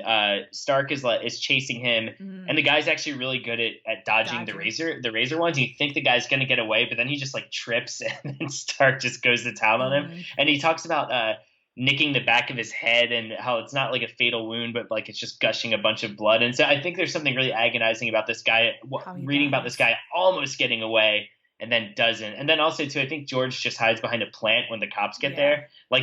They're so close to getting them, and they talk about his eyes being like a blue-eyed tigers peeking out through the plants. Like there's just something always both satisfying but horrible about reading about someone who almost gets away but then doesn't. So I just think that I don't know, do you both picture King when he's writing these scenes and just doubling down on the bodily violence, just being like cackling to himself, like I'm really getting him so good. Yeah. I don't know. I like to think that he's just glazed over riding with the Black Barrel, just like not himself. Bachman's taken over. Yeah, that's awesome. Page 71. She saw the bloody hole at his groin. His penis had been stuffed in his mouth. His tongue cut out and pinned to the wall. She thinks it's like something Alexis Machine would do. Well, guess what? You're right, because it's George Stark that's doing these things. One of the things was, and I don't know if we wanted to talk about this now, was when Thad is like getting into George's mind while he's sleeping, which I was like, what is happening? And then when you finally realize, but anyway, when he stabs himself in his own hand with the pencil, like, when you watch those movies or read those books where people have to like cut off their own arms to escape something or any kind of self-induced harm. Yeah. And to the idea of like someone else controlling my body to force me to like self-injure myself just was kind of like, and it's such a small wound. It's something really small, but it's just like the idea of like shoving a dull pencil into your hand was pretty rough for me. Yeah. Oh, yeah. The fact that it's almost worse than if it's like a knife or something really sharp. Yeah. What do y'all think about the sparrows themselves? I mean, I know they're sort of, in a weird way, a force of good. I mean, they're from evil, but they sort of whisk away, spoiler alert, George to hell. Did they I don't know, some people are really afraid of birds. Did they bother you at all? Like was that spooky to you, or is that more of a relief kind of moment? I kind of kept the birds at distance. And like I had to recognize them because I saw them as an important part of the story, but I'm not deathly afraid of birds, but I was one of those kids who watched Alfred Hitchcock's The Birds as like a little kid, and it terrified me. Yeah. If you ever see me crossing the street with a bunch of birds, you'll see me scream or something if they try to come at me. Well, you don't want to go to Australia. And I was in Australia. I kicked a pigeon because it came too close. Oh, wow. Sorry. That's so sad. You can't Aisha. We barely know you, I guess. Don't think I'm an animal abuser. Yeah, Mel's gonna come after you after this one. There, a rare bird actually attacked and killed a Florida man today. It was a big, I don't know, it was some huge ass tropical bird. Yeah, he bred them. With Florida man. I know. It's just like it just comes up. Stephen King's a Florida man half of the year. He lives in Sarasota. But anyway, true. I was born in Sarasota. So you are. There you go, man. Yeah, this story is actually about me. Florida man, did the birds bother you, or did they get to you at all, or are they more like a force of good? I would, not a force of good, but I have no problem with birds, really. They don't usually bother me, except when I'm in Austin, Texas. Or I think birds are great. They're all right. I mean, there was that part at the end though where like they take off their socks to like start to. Sorry to spoil again. The Tornado. How do you say that name for the car? Tornado. Yeah, Tornado. And so Alan talks, or it's the point where Alan's walking around the car and he steps on the birds' bodies. And at first he's like, "There's no way in hell I'm taking my shoes off and walking around barefoot on this." But you can hear it. He's like, it crunched under his feet, the like crunching bones, the little bones crunching. Yeah. Yeah, birds are very. My dog killed a bird in the backyard last year, and I had to pick it up and throw it away. And they're so light in a way that almost freaks you out. Like they feel like they're nothing. I know. Yeah. They feel like they're nothing. Yeah, it's weird. We should give a shout out. I don't know if she's listening to this episode, but Mac and I have a friend, Casey Bentley, and she hates birds. Oh, yeah. And it's so funny because she's mostly a vegetarian. Like she won't eat meat for the most part, but she'll eat birds. And I'm like, why? I'm like, why birds? She's like, I hate birds. Like she's almost like eating them to get revenge on them. But then I freaked her out one time because she was eating chicken or something. I'm like, well, Casey, you hate birds and they scare you, but you're like putting a bird inside your body. And she was like, don't even say that. Like, I don't want to think about it. So, shout out to Casey Bentley. She's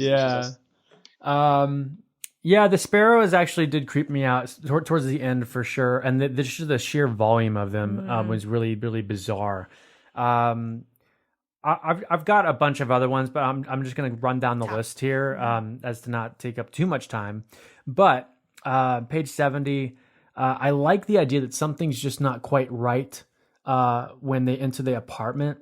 I think this is when the Miriam section where like the one cushion is like the giveaway that something's not right, but she still investigates. And I think there's a thing about that I really like where people are always yelling in the horror movie, don't go outside to investigate the scary noise. But you know what? When you're by yourself and something's going on, you do these things and you find yourself doing them and you know you're not supposed to, but there's some kind of inherent quality that lives and resides in everybody that it's curiosity that killed the cat, you know. I've murdered and that I cat. really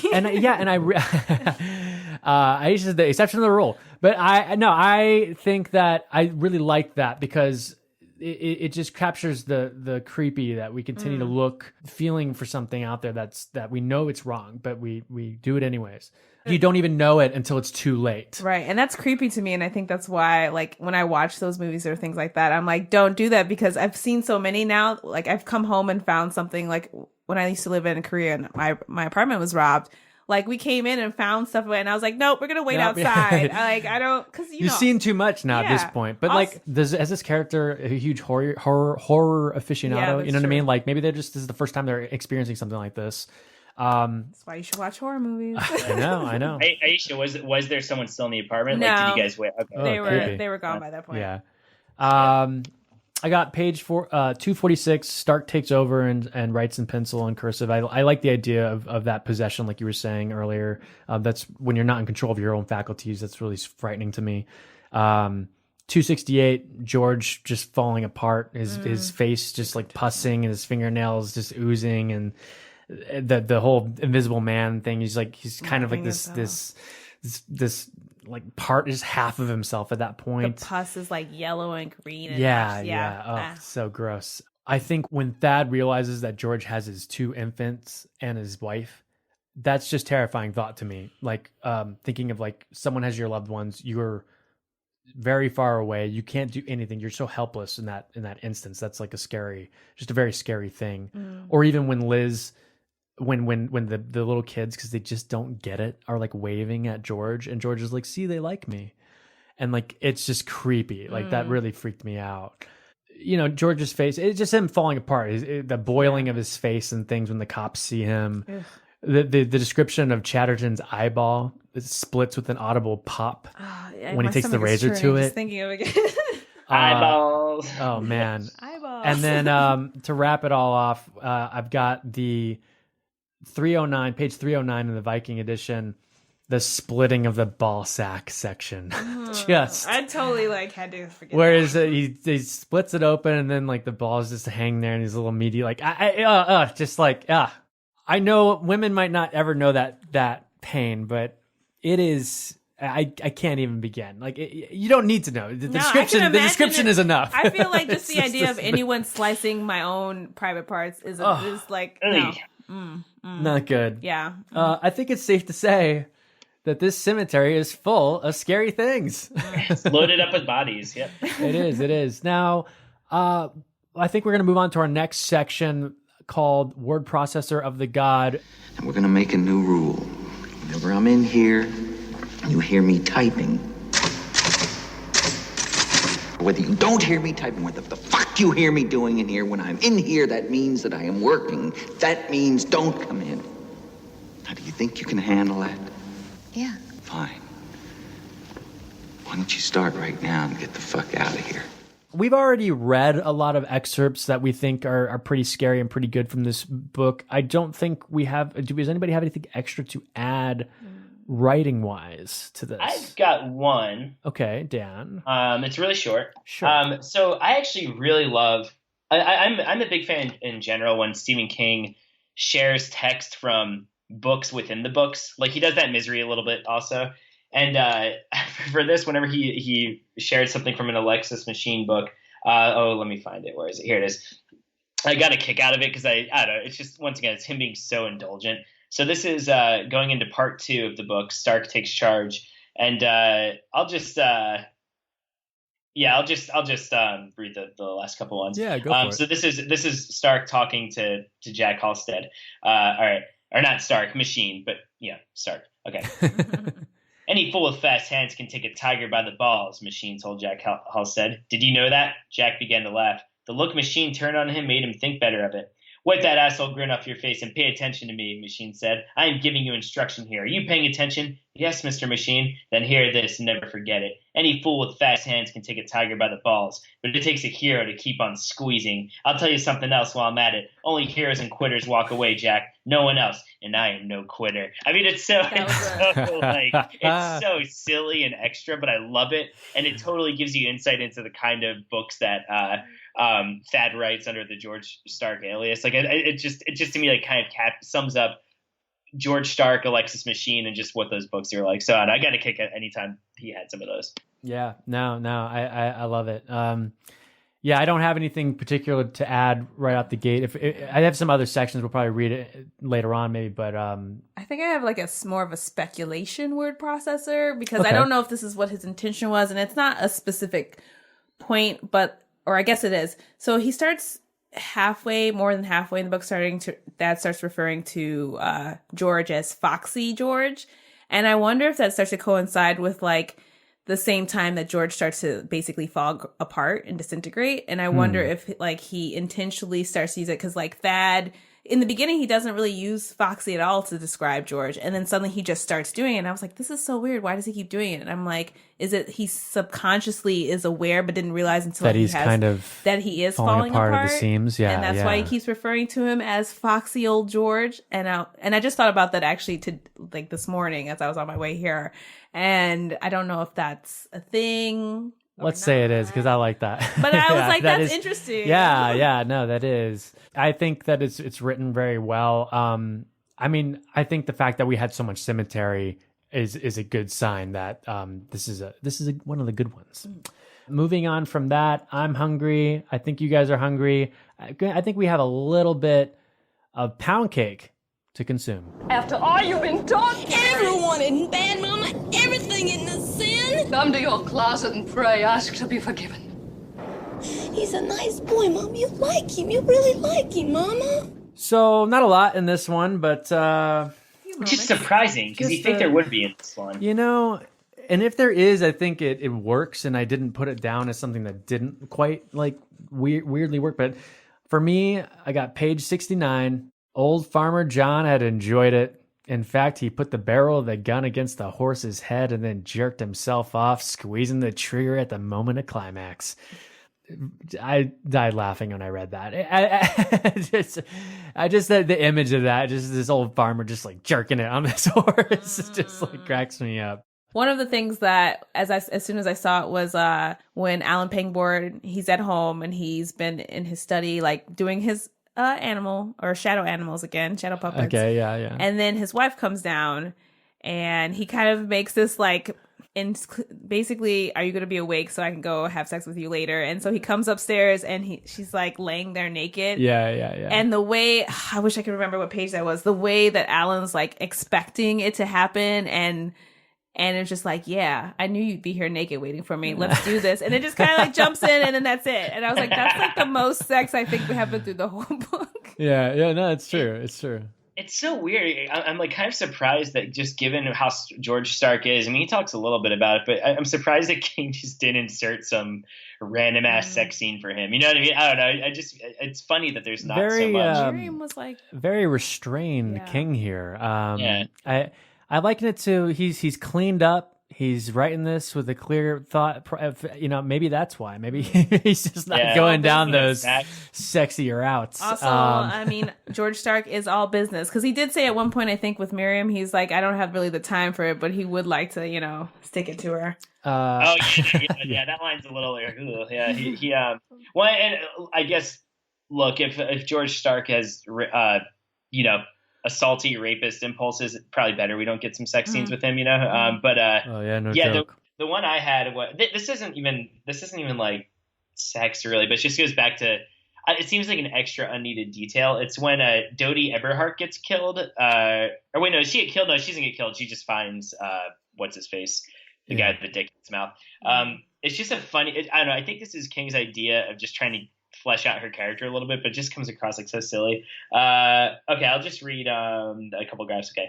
A good many years ago, this woman had been one of Washington's most stunning call girls. In those days, her height, 6'3", as well as her good looks, had made her more than just a naughty bit of fluff. She was so sought after that a night with her was almost as good as a trophy in a sporting gentleman's den.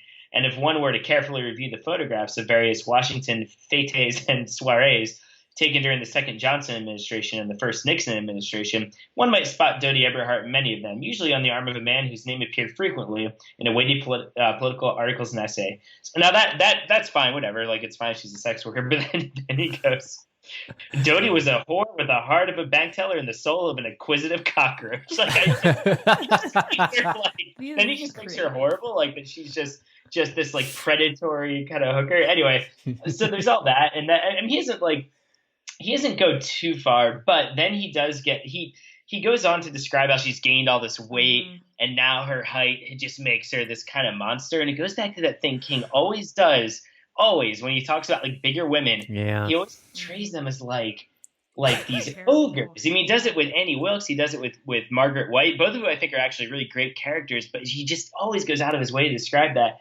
And then he where is it? He describes her running as being like a rhinoceros or something, like later on. And it's funny, Mac, it's actually right before we get to the farmer jerking himself off. It's that line.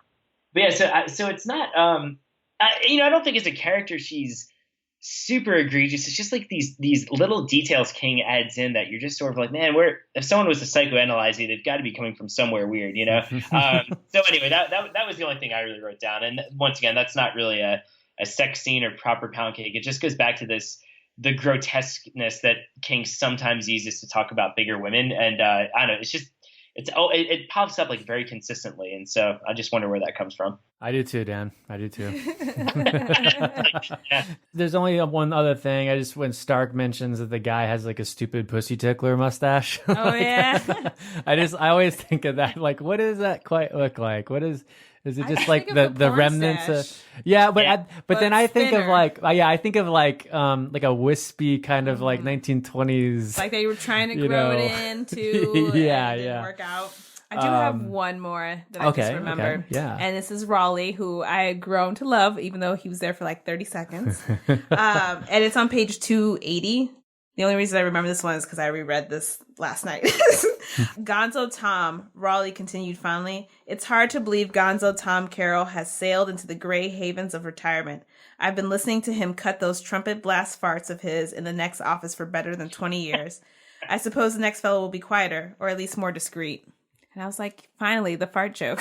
I was waiting for you. It's right. I forgot about that. I had that and I didn't write it down. That's really strange. I love the trumpet blast fart. Yeah, I always like King's fart writing. I don't know why. It always like makes me laugh. Bit of levity to the whole situation. I think that's it for Pound Cake. We're nice and full, or half full, I guess. And we're going to move on to one of my favorite sections called King's Dominion.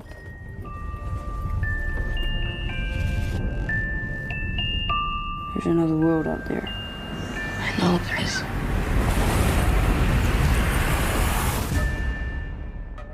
Now, for those of you joining us for the first time on this Dark Half expedition, King's Dominion is actually a section where we point out the connections to other King books or other properties in general. Does anybody want to kick this off? I'll start. Mine are mostly because it's questions, because I don't know all the universe. Yeah, absolutely. And there's things that I noticed that he'll make mention of. Like, for one thing was he mentioned Saul Bellows and at one point, and he appeared in like another part of the story, and I was like curious if that was a name that appears, which your face is telling me no, so I'm just gonna ignore that. This I've only seen all the adaptations. I haven't read a lot of the books. So Dan, does that ring a bell to you? Isn't Saul... Hold on one second. Give me a second. Isn't Saul Bellow? Well, does he say Saul? Because Saul Bellow is a novelist, right? But is this Saul Bellows? It might have been. I think I wrote Bellows. Yeah, I wrote Bellows, but I was writing this. I'm looking up. Let's see. I don't know because I don't know. I know Saul Bellows just as a writer, but I don't know his work that well. But he was born Solomon Bellows, so maybe that's interesting. And he is he was Canadian, so not too far from Maine. Yeah, I don't know if he comes up at all again, or maybe I don't know if it's the real Saul Bellow or just like a name he's bringing up. Wait, who does he bring it up like a fellow writer or something else? No, he just kind of mentions. I should have wrote down the page. He just mentions him offhand twice, and so I was wondering because he mentions a lot of times where he makes so many references to people, and I never. Sometimes it's obvious that's like a pop culture reference, right, and other times I'm like, is this a reference? Because you guys know way more than I do, so I realize sometimes there are references to other books or characters. Yeah, that's good. Right. That's good. A good point. It's funny because it's funny because hearing the name Saul Bellow and Stephen King, I wonder. Here, I'm just gonna look up Stephen King Saul Bellow. I wonder if they had any kind of like relationship or something like that. While you're looking that up, I had on page 4. It says Thad's mother takes him to go see Dr. Seward, which I thought was a fun little nod to Dracula. John or Jack Seward from Bram Stoker's Dracula. So that was kind of cool. Page 83. These are all kind of nods to literary things. Or referring to Tom Carroll. Tom has been the university English department for 19 years. So we get that 19 in there. Just the mention of the Ludlow Woods. They live in Ludlow, which is also where Pet Sematary takes place. That's mentioned on page 18. I have kind of a weird one, and I don't know, it sucks. I wrote it down somewhere, and I can't find the page number now, but there's a part where it's early on in the book. Thad and Liz are talking, and they're talking about I guess like a college professor and his wife or something like that. I can't remember the context. Right. And the way they describe the wife and that like they describe her as being really annoying and that people get stuck talking to her at parties and she always gets drunk and demeans her husband. And her name, it almost sounded like Adrienne Barbeau's character from Creepshow a little bit. So it's funny you mentioned that, Dan. Yeah. Because when Justin was reading this along with me, he wrote to me and he was like, "Oh my God, the two characters from Creepshow are in this." Yeah, no, it's described almost exactly like them. Yeah, it is. But then he did a little more research, and it's not the same people. Okay, but the characters are very similar. Where you have this English professor, and then you have like his like overbearing wife and all this stuff. So it could easily just be them. This could just be another path of the beam, as it were. And these are these characters in this universe, kind of thing. Well, and I'm sure it's I like that. In the 80s, like dynamic wise, it may have just been a dynamic he was dropping into two different things. One, and Adrienne Barbeau's character in Creepshow is Wilma Billy Northup. And once again, I wish I could find the page number, but I remember the name that he gives this woman in the book is sort of similar to that. Like it's not Billy, but it's like a nickname for a longer woman's name. Yeah, it sounds very similar. So yeah, it was just this little weird like. It was just this little weird thing. I'm like, oh, is that a connection? Yeah. So we all thought it because it is very spot on to that story, and which we love that story. I love that story in Creepshow. And then there's the obvious stuff of like Pangborn, which we've gone over a little bit. Exactly. But, I was just going to say the mention of Castle Lake, Alan Pangborn, of course, being in Castle Rock. They mention Nan's Luncheonette. They mention the Mellow Tiger at one point. So that's always really fun. I just love that these all kind of, and the fact that this is also kind of like a Bachman book, but now it is Stephen King. But the fact that it's kind of like now Bachman's like bleeding into this world legitly, like we have these connections, is kind of fun. That's all I had for King's Dominion. I'm sure we probably missed something in there, and we love when our fans tell us that we're wrong and we missed something. So no, we love interacting with you. So if you guys know something that we didn't cover here, definitely hit up our socials and let us know, because we would love to know. Before we go to our overall thoughts on this piece of work, I just want to talk a little bit in general about the story, if that's okay with you guys. There's just some things that we didn't quite talk about in depth. Just the whole idea of having this like evil twin, and some of the some of the things that come up, the ideas of the sparrows being these psychopomps, these carriers of souls from one world to the next. And I wanted to talk about the ending and what you guys thought about. Do you think it's this kind of ominous, kind of creepy ending where for me, I like when the sparrow lands on Thad and like kind of pecks at his cheek, and it's kind of like this little reminder that, hey, like no one's in control of like fate. Like you could have easily just as been the one that's going to be taken away by the sparrows at the end of the day, and probably will be at some point.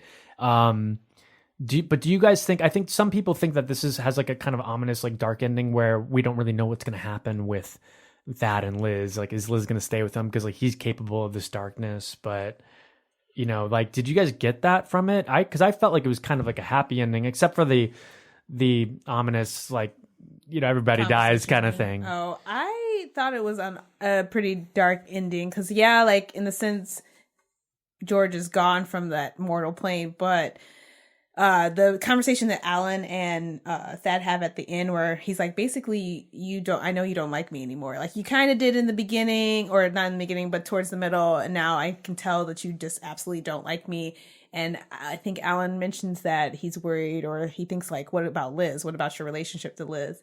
And I cheated a little bit and looked up like Alan Pangborn connections. And I won't say it here because I don't know if I am going to spoil anything because it's for Needful Things. Yeah, I wouldn't. Yeah. No spoilers for Needful Things. I'm not going to spoil. For once, I know something. But it was just kind of like it solidified the thought that like after what Liz and that go through, like they've already gone through something pretty terrible anyway with the first miscarriage. And then now this whole situation. And now it's like, who did I marry? Or who is this person that I married? Yeah, I was like, Yeah, happy that ending. definitely does. Definitely comes up in a later book. That's all we'll say. I'm just like that. Lost some friends there. I feel like. Dan, what did you think about the ending? Do you think it ends on a happy note, or do you think that it ends on a kind of like, oh, this is still a little creepy, like, and just in terms of the finale and what it's trying to say about death and what we're capable of. I guess the idea that we might have this, everybody has this dark half, and are we all safe, or are we all, exposed to that darkness, that evil, and are the sparrows coming for us? Because you know what? The sparrows are flying again.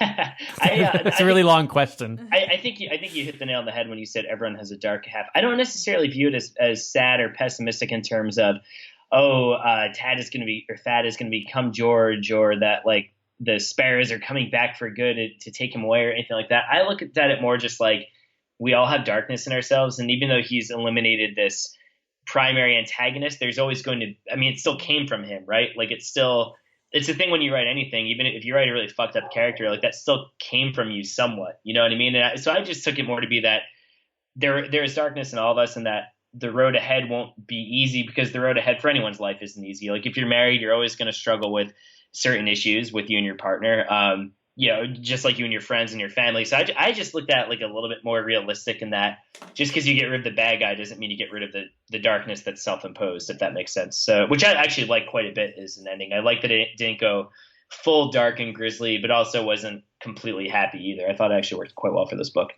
Yeah, I did too. I think that it ends pretty perfectly for me. I think it's very scary, and the fact that when the sparrows take George away and start eating him alive, and I was unnerved by that. I wasn't like, yeah, get that George Stark. I was like, ooh, is this what happens to everyone? I thought maybe they would come for him like that next. Like first they were gonna take George, it's like, surprise, you're coming too. Oh yeah, or that they couldn't. Or well, I thought it would have been an interesting take at the end if they had also almost taken that as well. And the idea that maybe like how thin is that line between him and George, and it's closer than you think in terms of the dark half and everybody. I really like that idea. I love the sparrows. I love the carpeting of the sparrows, like you were saying, when they're crawling over all of them. There's the amount when he's in the car, and it's just like everything's just covered in the road in front of him. And I just love that idea. I think that's very frightening. It is very Birds. It is very Alfred Hitchcock. But so I guess we could just move on to our final thoughts. There's a lot to say about this book. We're going to obviously talk a lot more about this as well when we cover the film. So anything we think we've missed here, we'll definitely bring up then. So let's move on to our overall thoughts. Dad, can we go now? You ready? Yeah, we've been ready for an hour. Okay, I'll be right there. You said that a half hour ago. Yeah, my dad's weird. He gets like that when he's writing. I'll start. I'm going to give this 4 bright red Pennywise clown noses, and it's because it was just a solid entry for me. Not a lot of misery. I love the idea of Stephen King tackling something that's happening in his life so directly, where I think this is the first time it's so blatantly directly involved in something that he's experiencing that we just have a little bit more insight into his outlook on having a pseudonym and having that other writer. It's one of the more scary villains of the King universe, in my opinion. I think he's just really like, what do you do? How do you stop this person that, was born out of your own brain, almost your own entity? Like, can you? And obviously they can't. The sparrows have to be the ones that take him away.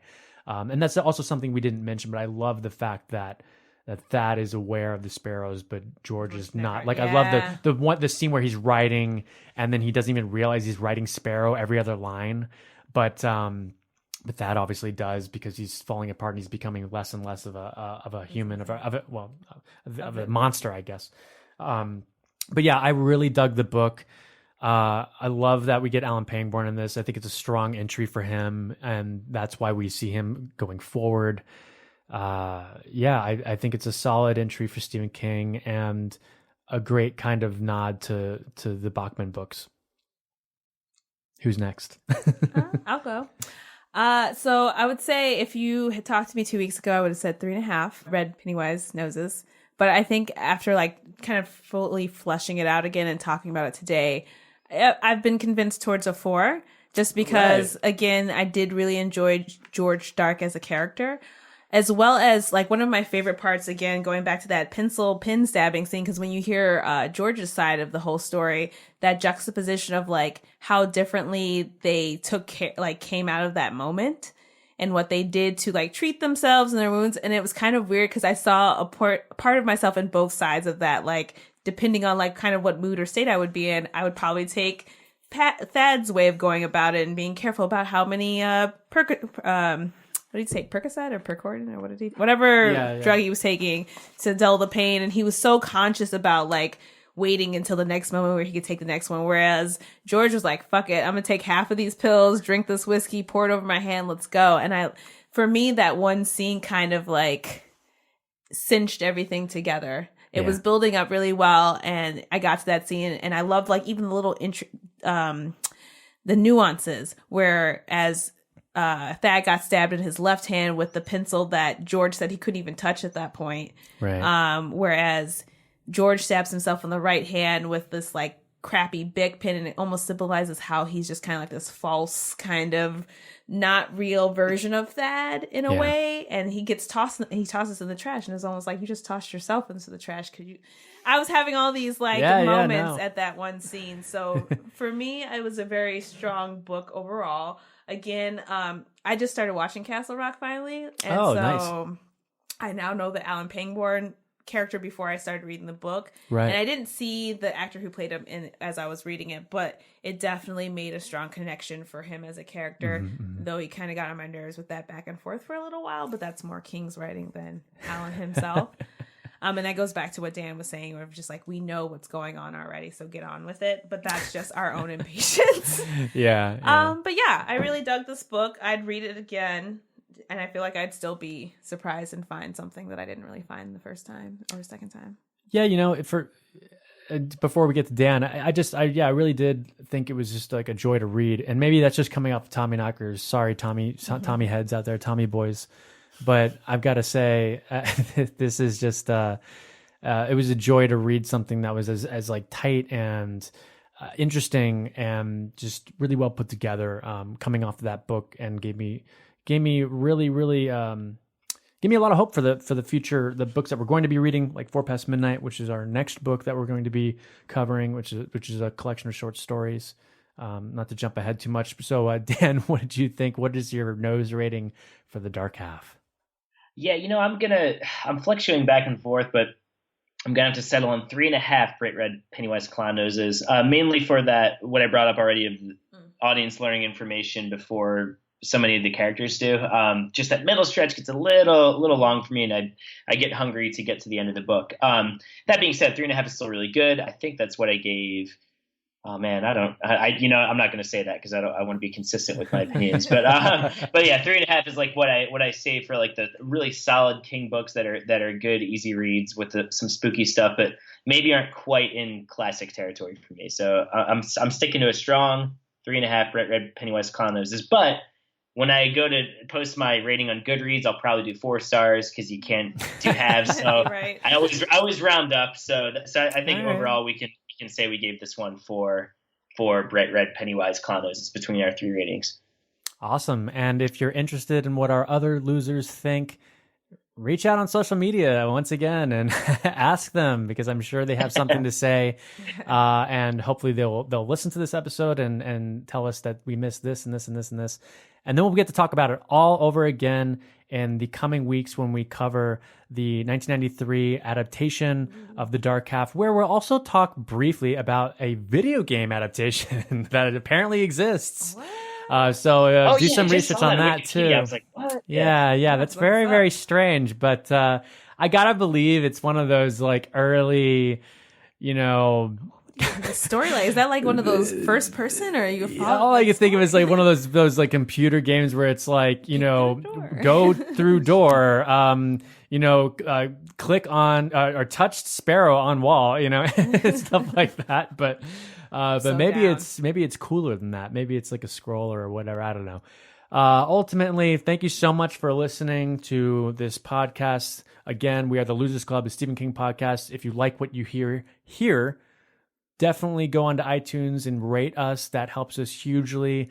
Whether you listen to us on Stitcher or any of these other programs, we would love it if you spread the word. If you don't like it, spread the word and tell them, and tell your enemies that it's great. We're really excited. Thank you so much for sticking with us over the last 2 years, and we're into our 3rd season right now. Again, we're going to be covering 4 Past Midnight sooner than later, so that'll be the next book to read, which I think, and I'm not 100% on this, but I think if that has the Sundog in it, I believe Pangborn shows up in that as well. I think so. And also, Mac, I think this means we're at the end of our 80s for Stephen King, right? I think 4 Past Midnight is the first book of 1990. Oh, wow. So, yeah. If that's the case, then we're going to be doing a little wrap up soon of the 80s books. My 80s gear. Yeah, so definitely we'll be having another little Kingies episode for all you fans out there. You know what the Kingies are. It's our little Oscars of the Stephen King universe. And each decade we do a little wrap up. So look forward to that as well. We're excited to be bringing you this coverage, and we hope you really enjoyed all the Pet Sematary coverage over the last month. We were really lucky to have a lot of those interviews, and Dan was responsible for a lot of that being down there. Without further ado, I think it's time to sign off. So, long days and pleasant nights. Dan will one day we'll get that with the we'll get that down with the delay. It's hard. It's so hard. I know. Right, when my next in-person one, we'll get it. Until then, thanks, readers and listeners. I got some hot friends. God, I got some hot friends. I got some hot friends. God, I got some hot friends. But you know you want somebody to treat you good.